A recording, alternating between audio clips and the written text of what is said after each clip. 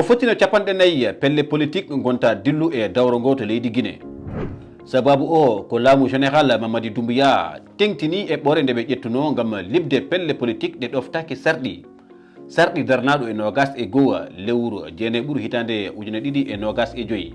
Ine wiya e on sarɗi yo pelle politique mbat ko wiyete congrès e francire jewte ma mbiyen pottite ngam hesɗitinde walla ni waylude gardingu pelle ɗe.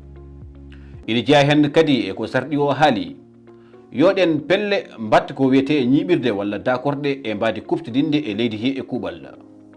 Ina tawe eɗen pelle capanɗe nayyi liɓaɗe toon to leydi Guinée. Ɗeɗo pelle tati ɓurɗe andede: Rassemblement du peuple de Guinée RPG mo hoorejo leydi kiɗɗo o Alpha Condé, Union des forces démocratiques de Guinée UFDG mo Cellou Dalein Diallo et Union des forces républicaines UFR mo Sidya Touré.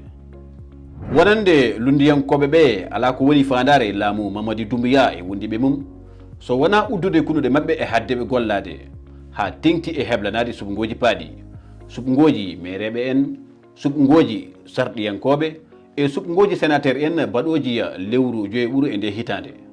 Yoga e pelle société civile en ɗum woni kañumen ko gandini wonande yaduɓe e laamu ngu ngal pellital ala ko woni so wona lawƴugol dawro leydi ndi. Sabu e wiide mabɓe ɗe pelle politique ina kaani ɗoftade sarɗi leydi ndi, sarɗi darnaɗi ñande nogas e goho lewru jeene ɓuuro hitande ujune ɗiɗi e nogas e joyi ngam hollude holko woni gonka pelle dawro e leydi ndi.